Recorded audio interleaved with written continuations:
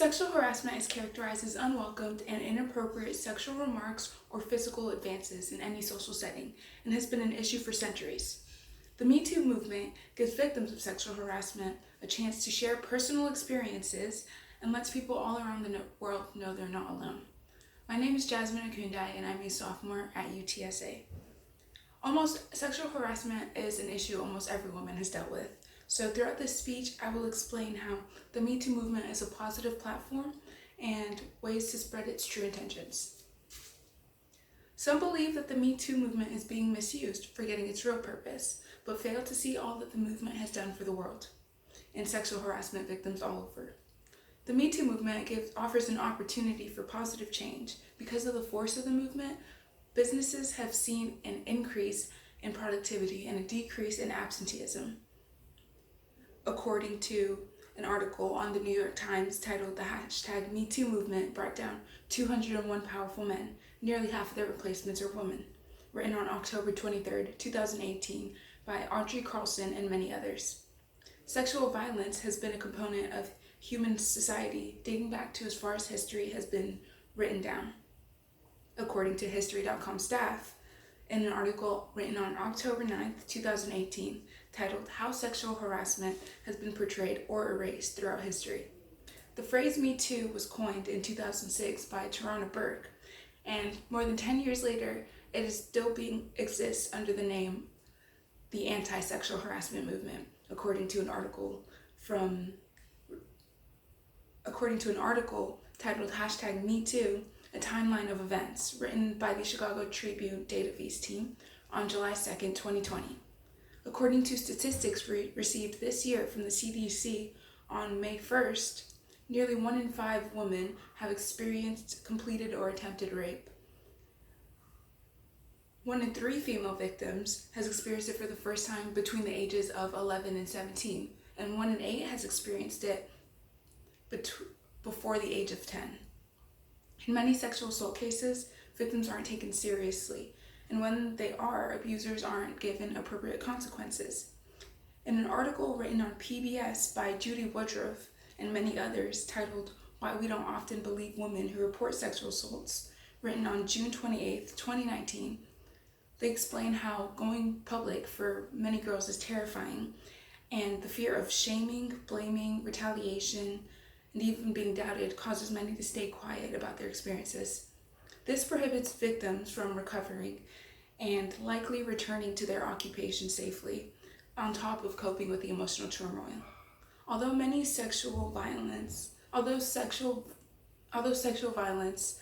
has been modernized into a ruthless act taken way too lightly, there are ways in which we can improve our society in order to prevent future occurrences. We need to prioritize reforms that help victims of sexual harassment rather than pushing in new legislation into the movement. When a person is sexually assaulted in the workplace, most women prefer to go for a settlement over litigation because of the strain of the financial strain and the emotional strain of the litigation process. Some critics wrongly believe that by signing a non-disclosure agreement or an NDA, a victim is essentially selling their silence.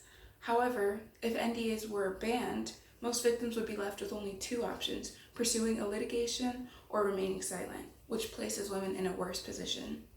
Because non-disclosure agreements are confidential provisions which are important in bargaining in these situations. According to an article called "The Call to Ban NDAs," it was well-intentioned, but it puts burden on the victims, written in the Washington Post by Deborah Katz and Lisa Banks on December 10, 2019. Most women report to feel more secure after signing an NDA because they know that their privacy is protected and it prevents further trauma. On college campuses, certain legislation has brought problems for victims of sexual assault, enforcing mandatory police referrals that require schools to report any sexual assault case to the police, even against the victim's wishes. According to the article written on the National Women's Law Center, titled "Mandatory Police Referrals in Sexual Assault Cases Hurt Students," by Alexandra Brodsky, written on April 10, 2017. Some critics wrongly believe that police intervention will bring justice down on sexual assaulters faster. However, 9 in 10 students oppose these laws, and 88% of students victims say that they would have never reported if they were forced to tell the police.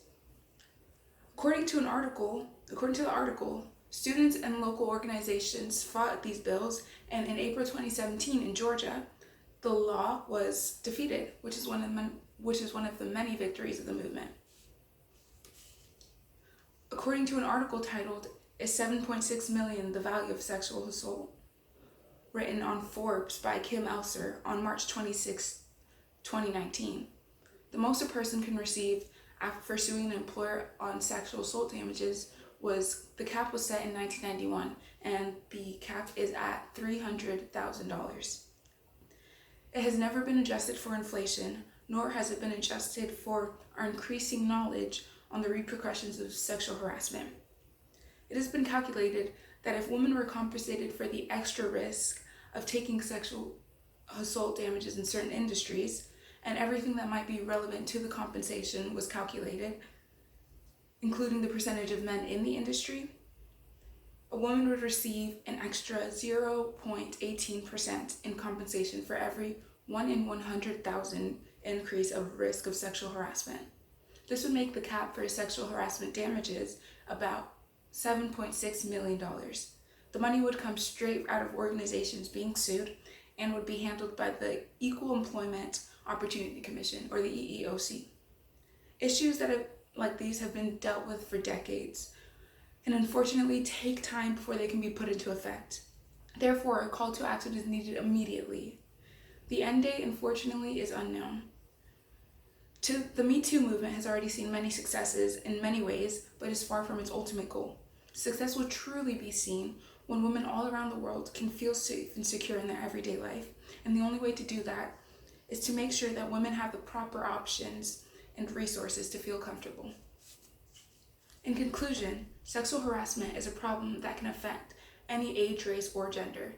The Me Too movement is a platform that has brought a lot of change to the way that we have historically dealt with sexual harassment, and has given many the courage to speak out against their assaulters.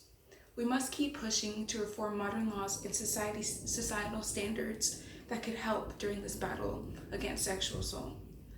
We can't change history, but we can make the future. Thank you.